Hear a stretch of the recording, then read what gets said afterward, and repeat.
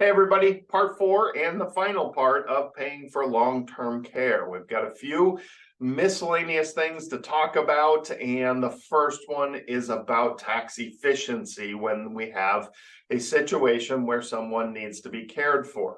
Okay, so first thing that we're going to talk about here is, are you caring for your parent, or is someone caring for you? Do you have a child that is going to be ultimately responsible for paying the bills? I'm not talking about you living at home and somebody being your doctor. No, I'm talking about just taking care of the daily activities of paying bills and things like that. So somebody responsible for you. So I want to set up a couple of important rules here. The first thing is, you're allowed to gift all your net worth. You can. There's no problems with that. Now, there may be some logistical issues. There may be some capital gains taxes. There might be some IRA money issues. But I want to make sure you understand, you're allowed to gift any amount of money to your heirs before you pass away, as long as it's less than the lifetime exemption, which right now is over $12 million per person. So when my great aunt needed to go into long-term care, my mother was her only heir, her sole heir, and who was the only person out there to be responsible for her and help her get into the home and make sure her bills get paid. So my great aunt wrote a $700,000 check to my mother, said, here's my whole net worth, here's my money, care for me and pay my bills with the money. Even though it's now my mother's money, they were responsible enough to make sure my great aunt was paid. And this is where part 2 is. By the way, file form 709, it says you owe no estate tax on that, as long as it's less than that lifetime exemption. So here's part 2 of this. In order to claim somebody as a dependent, you have to be paying for more than 50% of their expenses. So having a CPA involved and making sure that you're doing all the little nuances correct is always important. But understand, these are the 2 basic rules that you've got to follow when it comes to creating this tax efficiency and adding a dependent to your tax return, which ultimately can help quite a bit. All right, because you have all those long-term care expenses that you can write off. You have lots of stuff that you can write off. And in my great aunt's case, we wrote that check for $700,000, gave it to my mother. My great aunt still had Social Security, and it was small. I think she had a small pension, small Social Security, maybe $2,000 a month income. And the bills for the long-term care facility were $7,000 a month. So my parents invested the money properly, used the earnings off of that, and paid the rest of the bills, right? So $5,000 a month went to the long-term care facility, paying for care. They got to claim my great aunt as a dependent for about 5 years in long-term care, and that means they get to write off all of those expenses on their tax return. And my parents were still in their working years, and all of those extra expenses, along with claiming her as a dependent, saved them pretty close to $1,000 a month right there in tax efficiency that was created. It saved them a lot on their taxes. Think about how much longer you could pay for long-term care if you were saving $1,000 a month. Right? That helps quite a bit. So very important, creating that efficiency. This is it can be a very simple situation, but it also can get quite messy. If there's several heirs and the money's supposed to be split up, there can be issues doing this. But if it's a very simplified situation where you got one kid, one heir, and they're caring for their parent, that's pretty easy and the best time to do stuff like this. Create a great efficiency. Then there's reverse mortgages. Look, these can be used in a lot of different ways, but the basics we need to understand is it's really just a home equity line of credit. They'll give you access to 40 to 55% of the value of your house. This is based on your age when you get it. This is based on interest rates when you get it. So understand that it's going to vary anywhere from, say, 40% to 55% of the equity. You're not selling your home, you still own your home. This is a non-recourse loan, okay? The U.S. government guarantees this loan will be paid back only through the sale of the house, and it will only be forced if you get caught renting this place out, you don't live there anymore, you've abandoned it, you've just left and left the home uncared for, or you've passed away. If the owners have passed away, the heirs have a year to sell this home. Okay, so nobody gets kicked out of their house for having a reverse mortgage. You could be upside down, but you will never owe more on this house than it's worth. That is an absolute black and white guarantee. There is mortgage insurance on this that guarantees the lender of this money will get every penny back. And that is important to understand. Okay, there's nothing wrong with these. It's hard to Google this stuff because we have lots of sales spiels on the internet. These are not scary at all. They're very basic loans. We don't have to pay them back because the US government guarantees the lender will get all their money back plus the interest that accrued upon the sale of the house, whenever that is in the future. Typically after you've passed away or you've chosen to sell the house and move into long-term care or wherever. Okay, so there's endless uses for this.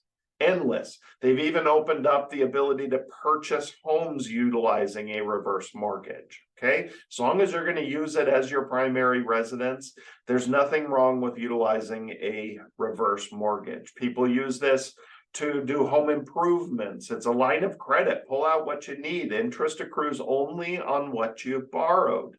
You don't have to make payments. The only way you pay it back is through the sale of the house.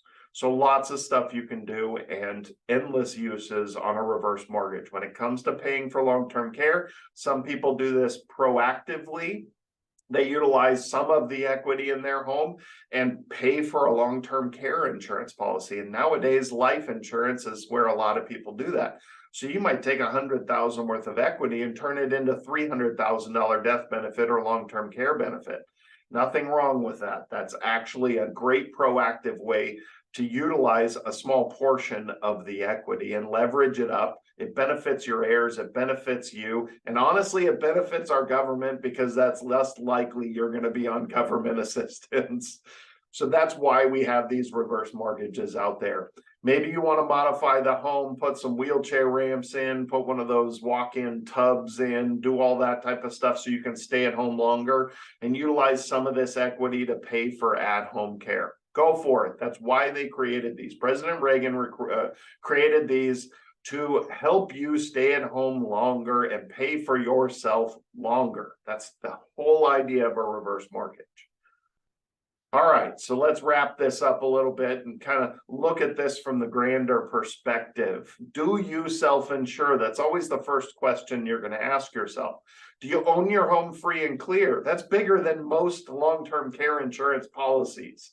If you go into a long-term care facility, you don't need your home anymore. And you look statistically at who goes into long-term care, a married couple very rarely puts one person in a long-term care facility. It's extremely rare because you will care for each other as long as you can. And if one has to go to long-term care, they're typically not there very long, right?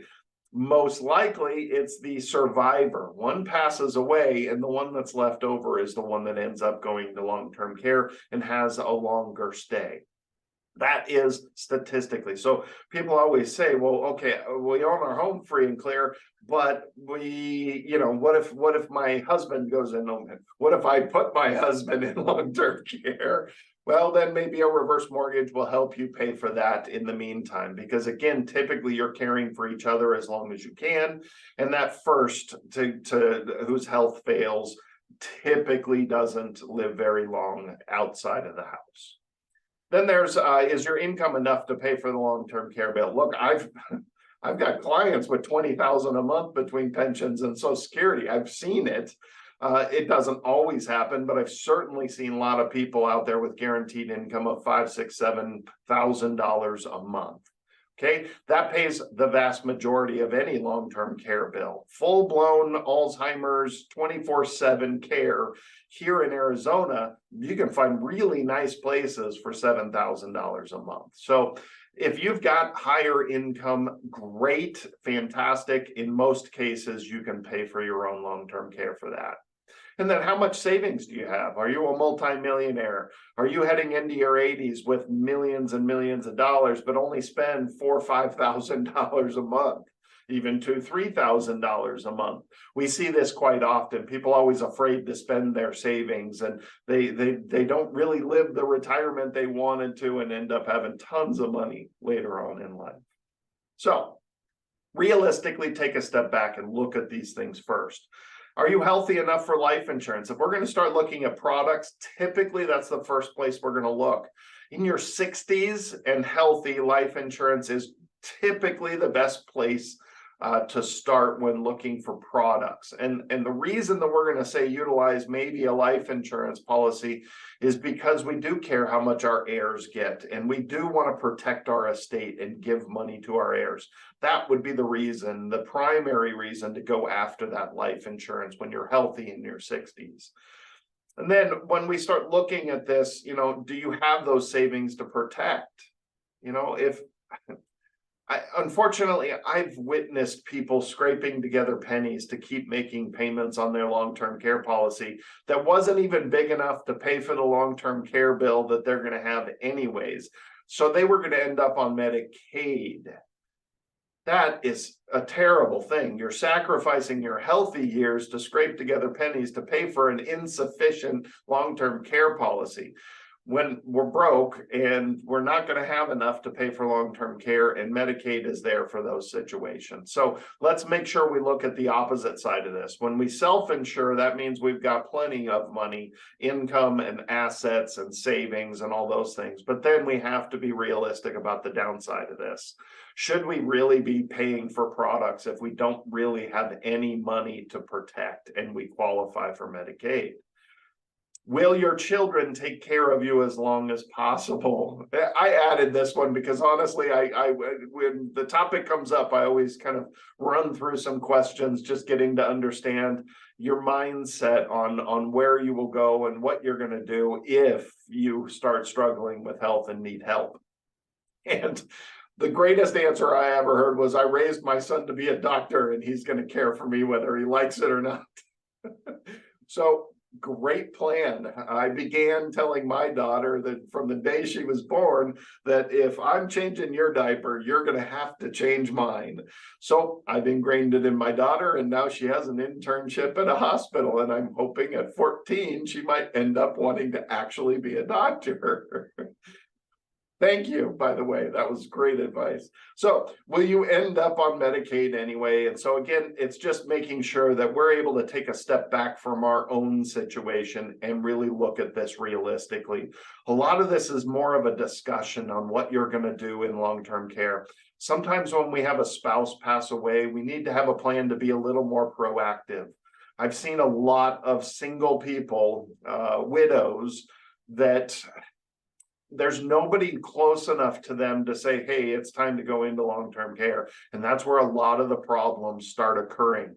Well, that's where the scams start getting after them. It just starts falling apart. And if there's nobody there close enough to see you on a day-to-day basis, to know whether it's better for you to be in a long-term care facility with a controlled environment, it's time to really be more proactive. And so for a lot of people, I encourage you to look around your area and get to know what facilities are in your area and what your options are, and realistically what those costs are, especially if you have a spouse pass away. Obviously, the first 6 months to a year, there's no major changes, nothing. But after that, we do want to start being a little more proactive and coming up with a more legitimate plan, understanding where you want to go and what those cost parameters are and how you're going to pay for it. Okay. Hope this helps. It's not that I enjoy this topic, it's that it's inevitable, and it's unfortunately ingrained in my life between my mother-in-law, my grandfather, my great aunt, and all of our clients having to deal with this, some with great proactive heirs, some with no heirs, and we had to really force the issue.